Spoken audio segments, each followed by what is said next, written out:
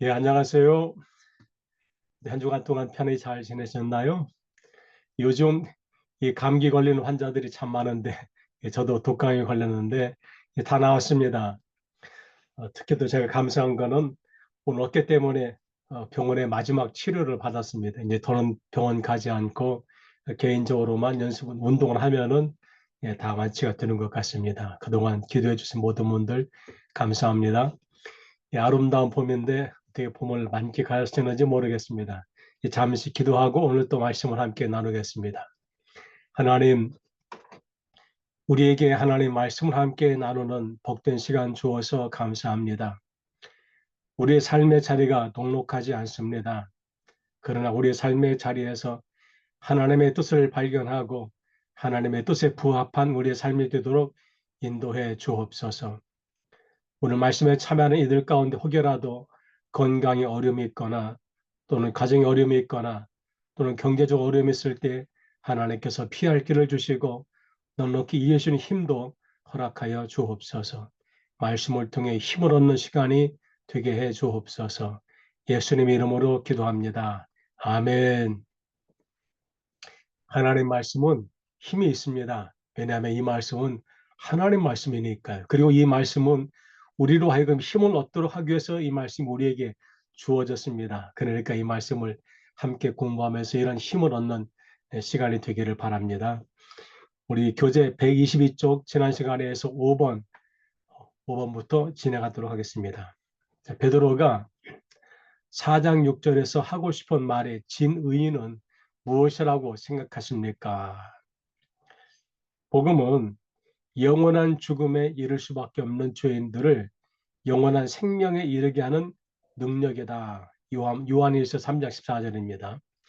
그리스도인들도 육체로는 죽임을 당할 수 있으나 영적으로는 복음이 주는 생명력으로 하나님과 더불어 영원히 살 수 있음을 강조하고 있다. 즉 우리는 영원한 죽음에 이를 수밖에 없는 죄인들입니다. 그런데 이 복음으로 영원한 생명에 이르는 능력을 우리가 받게 되었습니다. 그래서 우리에게 주어진 소망이 뭐냐?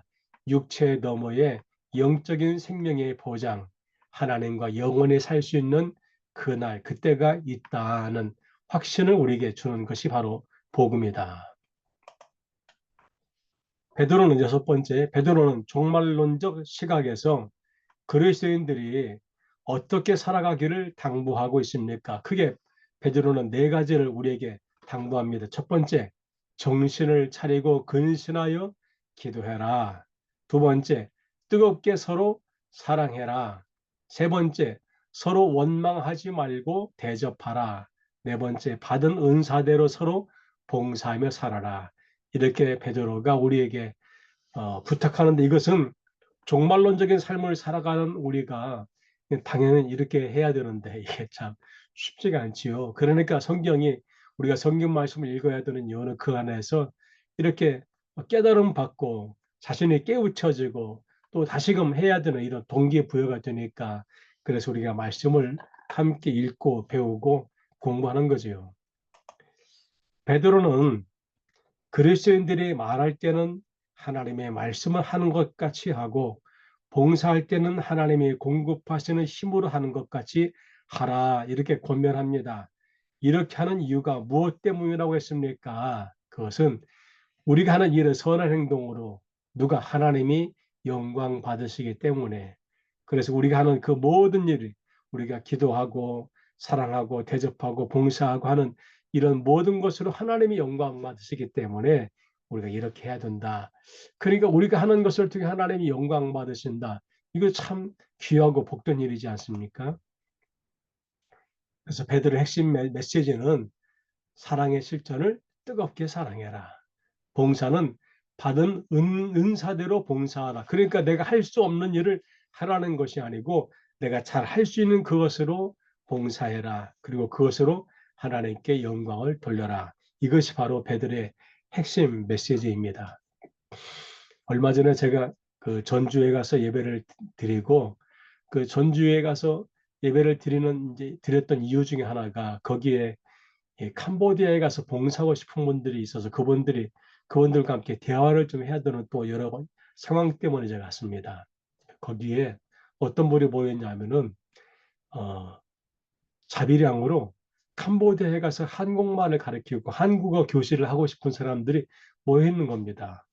그분들의 저에게 이제 조언을 구하기 위해서 만나자 해서 이제 겸사겸사 제가 천주어문 가서 예배도 인도하고 그분들과 대화를 나누기 위해서 갔는데 정말 감사한 거는 이분들이 할 수 있는 것이 바로 그 한글 교실을 위해서 자기들 나름대로의 그룹을 만들고 그리고 로테이션으로 그 휴가를 내서 그 휴가 낸 기간 동안에 가서 봉사하는 일을 하겠다. 참 감사하고 귀한 일이지요. 이렇게 내가 할 수 있는 일, 그것으로 봉사하면은 결국 누가 영광 받냐? 하나님이 영광 받으신다. 그러니까 우리가 할 수 없는 일을 하라는 것이 아니고 할 수 있는 것, 그 중에서도 정말 잘하시는 것이라면 더욱 좋겠지요. 그리스도인이 권을 받을 고난, 여기에 대해서 베드로가 또 말합니다. 첫 번째, 베드로는 사랑하는 그리스도인들이 불시험을 당할 때 이상한 일로 여기지 말고 고난에 참여하는 것으로 즐거워라고 했습니다. 그 이유는 무엇 때문이라고 했습니까? 그러니까 우리가 불시험 같은 이런 고난을 받습니다. 그런데 이거를 두려워하지 말고 그냥 넉넉하게 받아들여라. 이유가 뭐냐면은 고난에 참여함으로 그리스도의 영광에 참여하는 기쁨을 누리기 때문이다. 그런데 이 고난이 불의를 위한 것이 아니고 선을 위한 고난, 주님의 일을 하기 위한 고난, 이런 것들을 우리가 감사함으로 받자. 오히려 그것이 그리스도의 영광에 참여하는 기쁨이 있기 때문에 그렇다는 겁니다. 두 번째, 의인이 겨우 구원을 받으면 경건하지 아니한 자와 죄인은 어디에 서리오라는 말씀을 어떻게 이해하는지 한번 나눠보겠습니다. 제가 거기다 써놨는데 의인, 그리스도인을 할지라도 구원은 쉽게 얻는 것이 아니며 어려운 시험, 불시험을 통과해야만 하므로 경건한 자들이 얻는 구원도 겨우 받는 것이다. 의인들도 그러할진데 경건하지 않은 자들은 당연히 그에 합당한 심판을 받고 멸망을 당할 것이다. 의인의 구원을 이렇게 표현한 것은 그리스도인들이 허탄한 길에 빠지지 않도록 경각심을 갖게 하기 위함이다.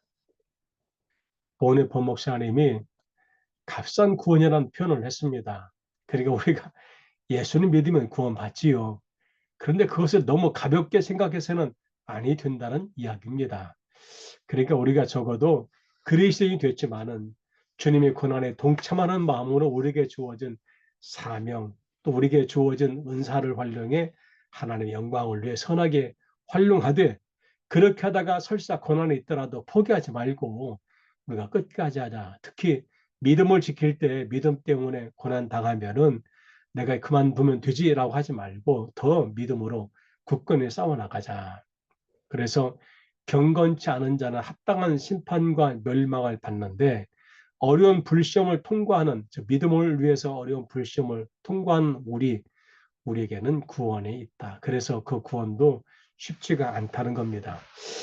혹시 보네포라는 영화를 보신 분이 있는지 모르겠습니다. 제가 한번 추천해 봅니다. 아주 좋은 영화입니다. 혹시 시간 되시는 분들은 보네포라는 영화 한번 보시기 바랍니다. 그래서 경각심의 메시지를 주는 거지요. 허탈한 길에 대한 경계, 또 신앙의 견고함. 그래서 끝까지 견디는 구원의 완성까지 함께 이루자. 이거를 베드로 사도가 권면해 주고 있습니다. 한 번째 하나님의 양무리를 치라. 여기 이 친다라는 표현을 할 때 우리가 저는 이거를 친다라는 말을 좀 다르게 표현하면 어떨까? 하나님의 목양하라. 하나님의 양무리 칠 때 말고 하나님의 양무리를 목양할 때라고 했으면은 우리가 이런 단어에 오해가 없는데 이게 친다는 표현 자체가 마치 무슨 야단을 치고 무슨 경책을 주고 하는 것 같이 우리가 오해할 수 있는데 그렇지 않습니다.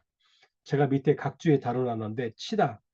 이 단어가 에피스코페오라는 단어인데 이 단어는 감독하다, 돌보다, 방문하다라는 뜻을 갖고 있습니다. 무엇을 양무리를 치다인데 교회 내에서 교우들, 즉 양무리를 돌보고 양육하는 일입니다. 그러니까 친다는 것은 무슨 양들을 똑바로 가게 해서 채찍을 휘두르는 것이 아니고 양무리를 목양하는 겁니다.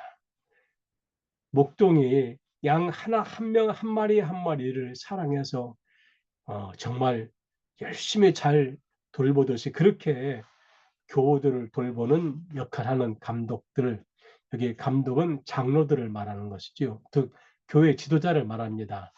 그렇게 하는 신을 말하는 겁니다. 그래서 베드로가 장로들에게 권면하는 내용이 무엇인지 정리해 보겠습니다. 첫 번째는 하나님의 양무리를 목양할 때, 칠 때라고 하는 것보다 목양할 때 억지로가 아니고 자원함으로 해라. 두 번째는 하나님의 양무리를 칠 때, 목양할 때 더러운 이득을 위하여 하지 말라. 생색내거나 그러지 말라는 것이지요. 세 번째, 주장하는 자세를 보이지 말라. 말 그대로 채찍을 휘두르고 치는 그런 단어를 활용, 단어에, 단어에 맞게 하지 말고 목양하는 마음을 해라. 그리고 가장 중요한 것은 양무리의 본이 되어라. 본이 되어야 되는데 자신도 못하면서 그렇게 하면은 뒤로 돌아서서 교우들이 뭐라고 할까요? 우리 뻔하지 않습니까? 이렇게 베드로가 장로들에게 권면하는 대로 행하게 되면은 어떤 결과가 있게 될 것이라고 했습니까? 주님이 나타나실 때에 변하지 않는 영광의 관을 받게 될 것이다. 그러니까 영광을 받게 된다는 것이죠. 물론 이 땅에서 사람들에게 칭송을 받고 존경을 받는 것도 중요하지만 그것보다 더 중요한 것은 하나님께 칭찬받는 것이 가장 중요하지 않습니까? 왜냐? 그 일은 영원한 가치가 있기 때문에. 그래서 썩지 않은 하늘의 보상이 있고 주님 나타나실 때는 더 큰 보상이 있게 될 줄로 압니다. 세 번째, 베드로는 젊은 그리스도인들에게 교회 내에서 어떻게 하기를 권면했습니까? 장로들에게, 그러니까 교우들에게, 특히 젊은이들에게는 교회 장로들, 지도자들에게 순종해라. 영적인 지도자이기 때문에 순종하라는 겁니다. 그리고 서로 겸손하게 행하자. 공동체 안에서 낮아짐. 이것이 공동체를 건강하게 세우는 것이지 내 목소리를 내세우는 것이 공동체를 건강하게 세우는 것은 아닙니다. 물론 그게 필요합니다. 필요하지 않다는 것이 아닌데 필요하긴 한데 그런데 그것이 어느 정도 선에서 우리가 지켜야 된다. 왜냐? 때가 되면은 하나님께 인정을 받습니다. 그러니까 우리가 사람한테 인정받으려고 굳이 그렇게 애쓸 필요가 없습니다. 하나님이 인정해 주시는데요. 겸손은 섬김의 자세. 누구같이 주님께서 마지막 유월절 날 마지막 만찬의 자리에서 제자들의 발을 씻기며 내가 한 것 같이 너희도 하라. 요한복음에 보면은 다른 복음서와 달리 요한복음에는 마지막 유월절 마지막 차례에서 성만찬이 아니고 제자들의 발을 씻기며 너희도 이렇게 하라고 말씀해 줬습니다. 그러니까 거기서 의식적인 행위도 중요하지만 이렇게 섬기는 자세가 중요하다.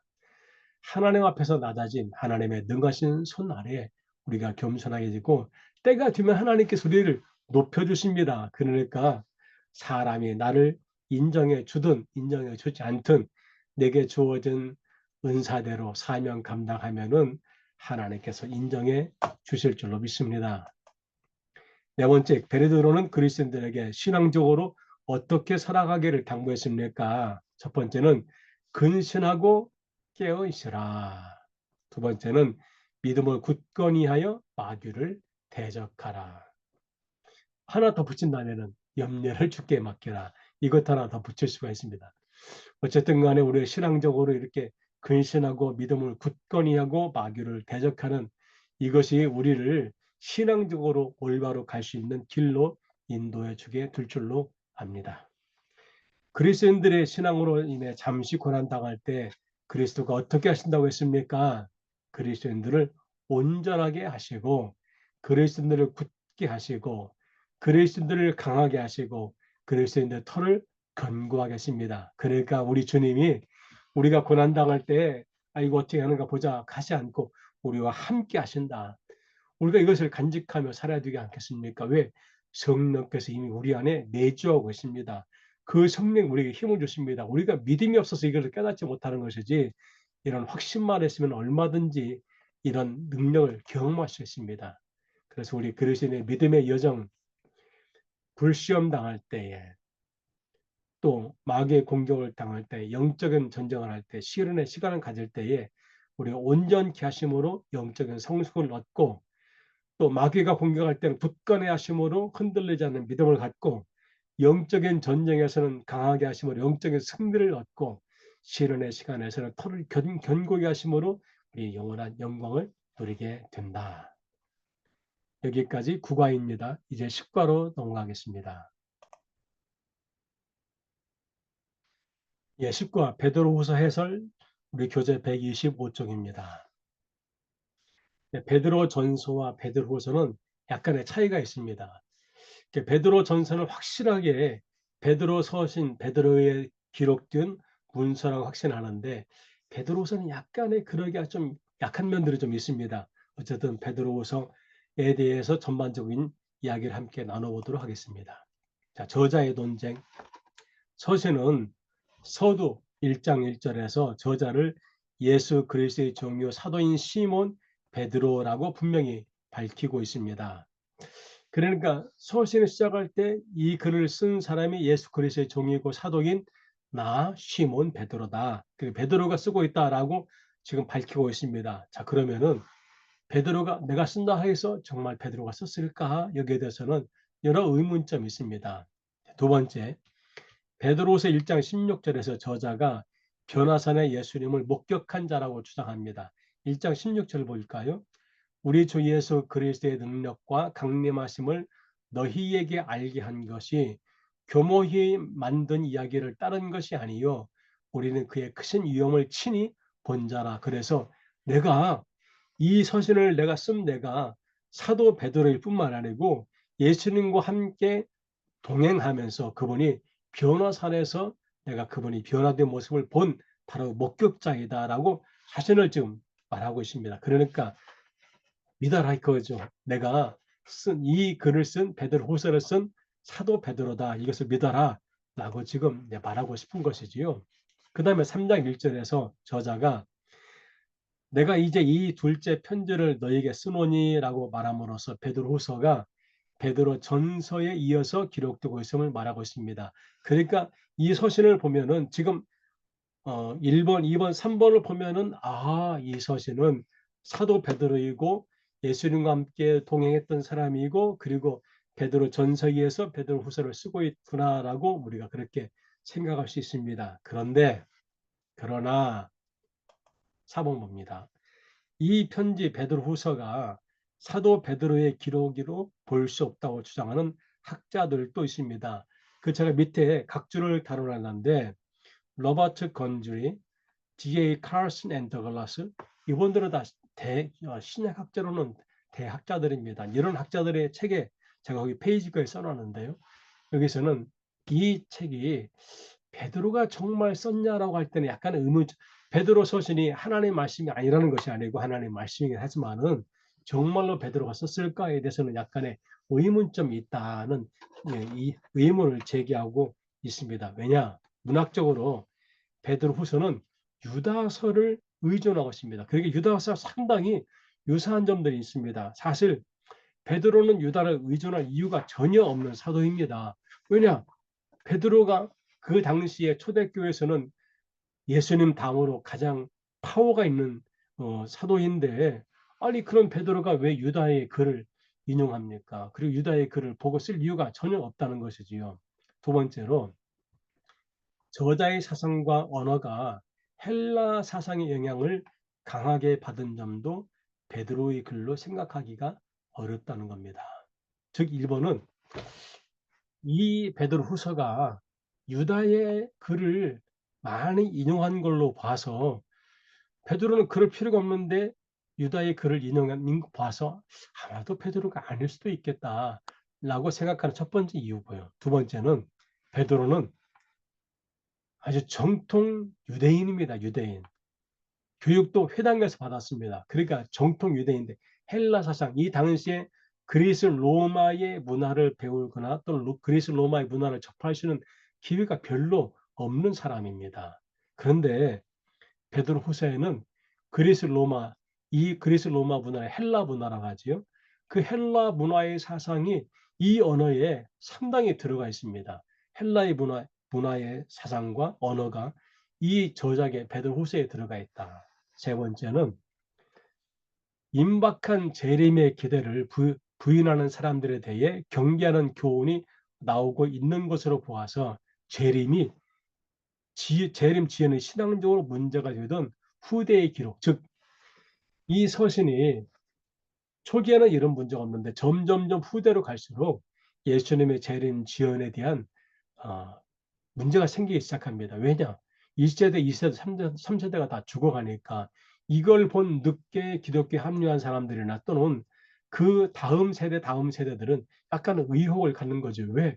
주님은 언제 오실까? 이런 걸로 봐서 이 글은 후대에 기록되지 않았을까? 베드로 전서보다 훨씬 후대에. 다음입니다. 그래서 3장 거기 교재 3장 6절에는 3장 16절입니다. 교정 바랍니다.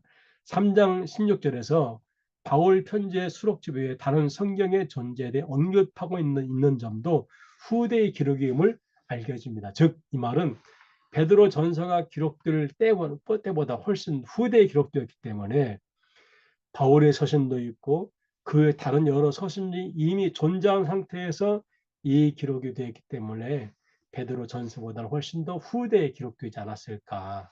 3장 16절 또 그 모든 편지에도 이런 일에 관하여 말하였으되 그 중에 알기 어려운 것이 들어있으니 무식한 자들과 굳세지 못한 자들이 다른 성경과 같이 그것도 억지로 풀다가 스스로 멸망에 이르느니라. 여기 다른 성경 또 그 모든 편지인 다른 성경 이것은 바울의 서신 플러스 그의 여러 문서가 있다는 것을 말해주고 있는 겁니다. 그래서 그 모든 편지에도 이런 일에 관여하여 말하여 예. 그래서 다섯 번째 이 편지가 경전화 과정에서 끝까지 많은 반대를 받은 건 사실입니다. 심지어 4세기에 이르기까지 잘 알려지지 않았고 그리고 경전으로 상당히 늦게 인정을 받았습니다. 그래서 학자들의 견해에 의하면은 베드로의 추종자 가운데 한 사람이 베드로의 이름으로 기록한 것이 아닐까.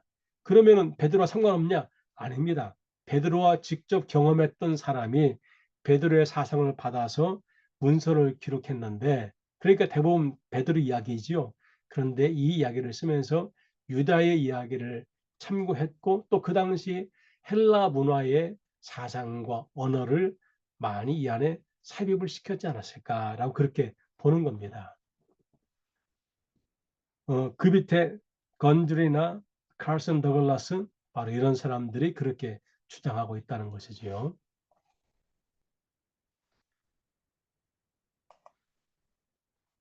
그럼 왜 베드로 후서가 그렇게 늦게 경전 그러니까 지금 성경 66권에 상당히 늦게 이 안에 좀 들어오게 되었습니다.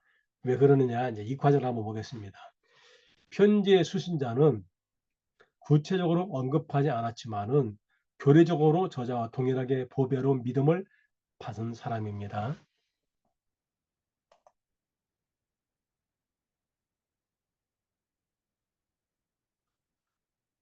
예. 그 앞에서 1장 16절 제가 말씀드렸는데 이 말씀은 목격자의 주장, 또 권위 확립, 거짓 교훈 대용 이런 것들을 이제 여기서 말씀해 주고 있지요. 3장 16절은 이제 성경의 수집을 암시해 주는 말씀이기도 하고요. 자, 두 번째요. 편지 수신자는 구체적으로 언급하지 않았지만 교회적으로 저자와 동일하게 보배로운 믿음을 받은 사람이다. 그러니까 앞에 사도 베드로 변화산의 직접 목격자 앞서신에 의해서 다시 쓰는 사람 이렇게 말한 사람이 비록 베드로가 직접 쓰지 않았어도 베드로의 사상을 충분히 받은 사람이고 함께 지냈던 사람이고 그래서 그 믿음을 의심할 수 없는 사람이다. 또 편지 수신자들의 교회에 거짓 교사가 출현해서 굳세지 못한 영혼들과 개종한 그리스도인들을 끌어들여 멸망하는 분열을 일으킨 것입니다. 왜냐? 구성원들이 굳세지 못하게 두다 보니까 이런 문제가 생기고 또 분열의 위험을 처한 이런 수신자의 교회들이 이런 문제가 생기게 된 것입니다. 그 말씀을 한번 볼까요? 2장 14절 음심이 가득한 돈을 가지고 범죄하기를 그치지 아니하고 굳세지 못한 영혼들을 유혹하여 탐욕에 연단된 마음을 가진 자들이니 저주의 자식이라. 거짓 교사의 특징, 음심이 가득한 돈을 가졌다. 이들이 범죄하기를 그치지 않았다. 또 굳세지 못한 영혼들을 유혹한다. 탐욕에 연단된 마음을 가진다. 그러니까 베드로 전서는 신앙으로 박해를 받는가 하면은 베드로 후서는 거짓 교사 때문에 교회에 나타나는 문제를 지금 다루고 있습니다. 그러니까 앞과 후반부의 고난이란 자체는 같은 의미일지 모르지만은 고난을 받게 되는 어떤 경로 자체는 약간의 차이가 있다는 거지요. 2장 18절 볼까요? 그들이 허탄한 자랑의 말을 더하며 그릇되게 행하는 사람들에게서 겨우 피한 자들을 음란으로서 육체의 정욕 중에서 유혹하는도다. 누가? 거짓 교사들이 그렇게 한다는 것이죠.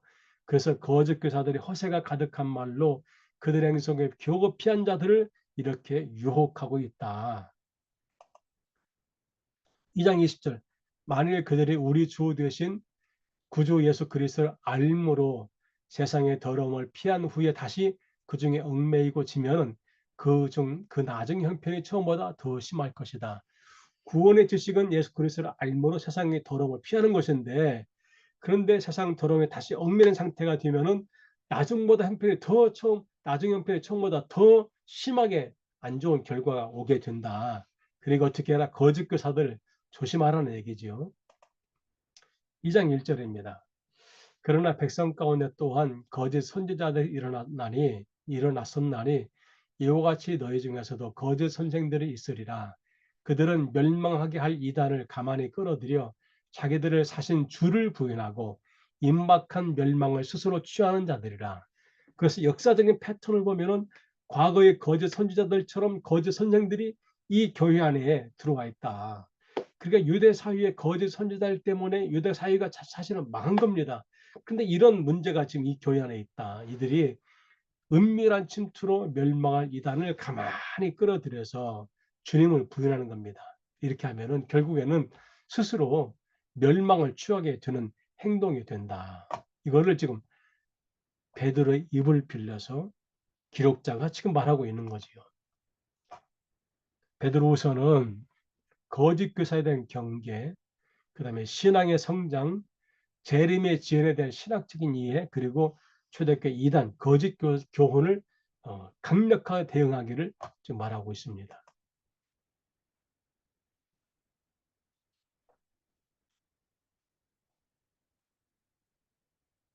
그래서 저자의 기록 내용을 미루어 베드로서 수신자들의 모든 교회가 이단 사상이나 거짓 교훈으로 혼란을 겪고 있는 상태라고 우리가 짐작할 수가 있는 것이지요. 세 번째, 베드로서와 유다서의 관계입니다. 베드로서와 유다서는 사상, 문체, 또 어휘, 글 등의 순서에 상당히 비슷한 점이 있습니다.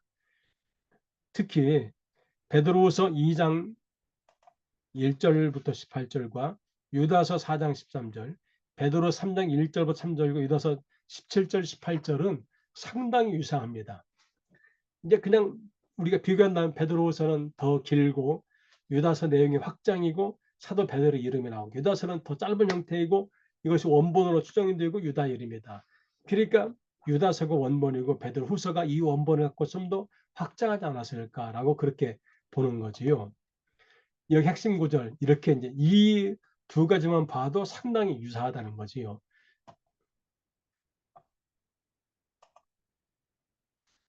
이 중에 이제 한 군데만 볼까요? 베드로후서 3장 1절부터 3절을 보면은 사랑하는 자들아 내가 이제 이 둘째 편지를 너희에게 쓰노니 이 두 편지로 너희의 진실한 마음을 일깨워 생각나게 하여 곧 거룩한 선지자들이 예언한 말씀과 주 되신 그리스도 구주께서 너희의 사도들로 말미암아 명하신 것을 기억나게 하리 하노라. 먼저 이것을 알지니 말세에 조롱하는 자들이 와서 자기의 정욕을 따라 행하며 조롱하여 라고 했는데 유다서 17절, 18절 보니까 사랑하는 자들아 너희는 우리 주 예수 그리스도의 사도들이 미리 한 말을 기억하라.